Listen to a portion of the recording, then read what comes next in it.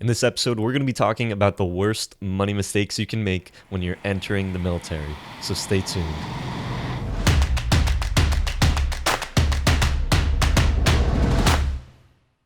Hey, welcome back, Military Journeymen. If you're new to this channel, my name is Julian Sage Miata. I'm an active duty Coast Guard member and real estate agent in the DMV. My goal is to help you along your military journey by giving you the best military tips and money saving hacks. So subscribe so you can keep up to date. So many people enter into the military and they come in with, no money, not much education, and then they leave the military after 4 years in the same situation. No money, no education. So being a part of Military Journeyman is about helping educate you so that by the time that you get into the military, you already have your mindset right on the things that you should be doing, the way that you should be entering into the military so that you come out on the other side, if it's 4 years or maybe you do a whole career, a little bit better so that you have more money, that you have more education, you understand your benefits, and that you're not just the same place that you were before you came in. And that's really kind of a sad thing when people come into the military and there's all these benefits and all these good things that it can do for you, but then you leave and you're the same place that you were before.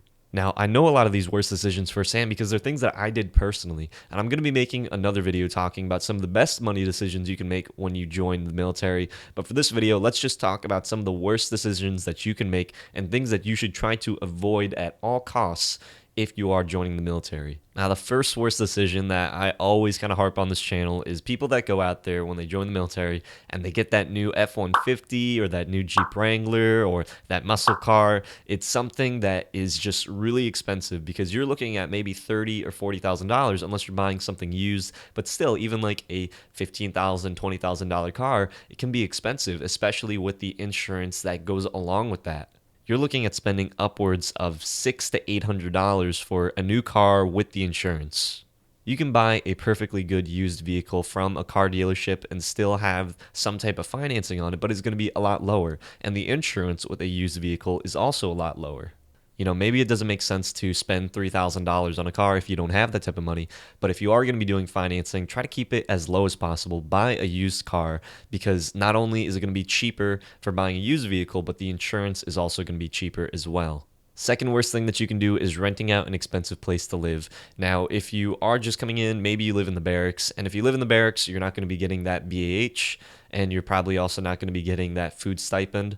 But if you do get to live in the economy and you are going to be collecting BAH, try to do something that is not expensive. Or if you are going to be doing something that is a little bit more expensive, try house hacking, try to BAH hack, try to find some way to be able to collect that money because that really does make a big difference. When I was living in Kenosha, Wisconsin, I was only getting $700 BAH as an E3 single. So I just rented out a room in this guy's house and I lived there. It was like $400 a month. So I was able to pocket a little bit of the money.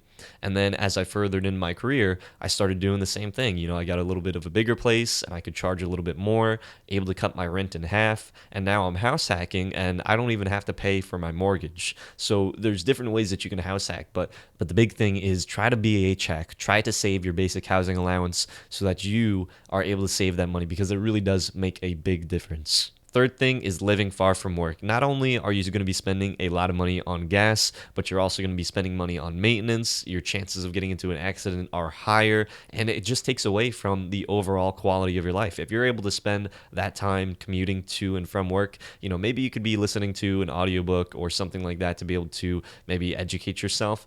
But that time could also be used being able to work on a business, work on a side project, some way that you're setting yourself up so that if you do plan on getting out of the military, that you do have something to fall back on.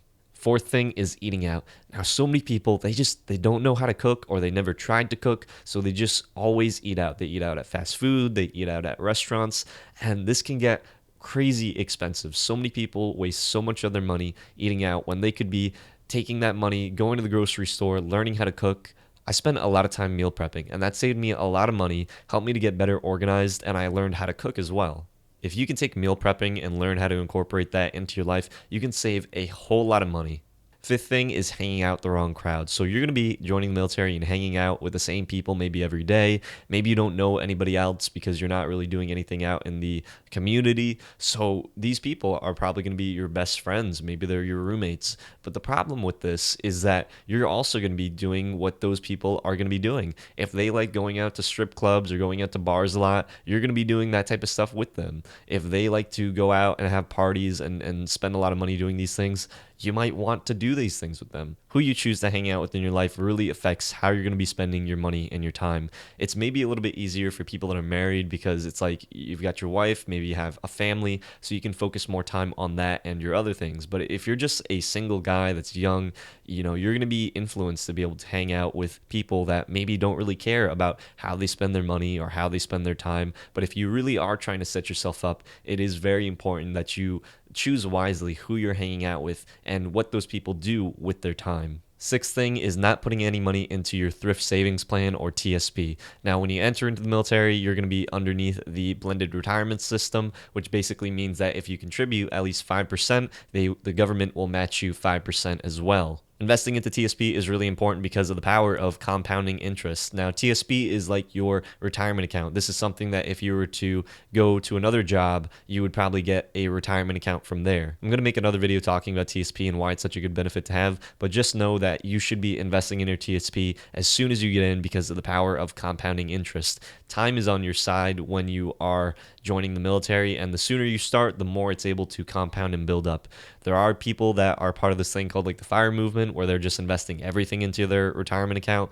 If you want to go that route, you could do that. I'm more on the passive side where I'll just put in kind of like the minimum, but just putting in something does help grow that account. And I've just been putting in 5% so far, and my account over the past year has really grown just because of the fund that I've put it in and the length of time that I've been able to invest into my TSP. Question of the day: what do you think will be your worst money decision, and what's a way that you can prevent yourself from doing that? Leave it in the comments section down below. If you like this video, smash that like button and give it a big thumbs up, and consider subscribing if you haven't already. If you like this video and you want to know more ways of saving money while being in the military, check out this playlist right here or keep watching down here.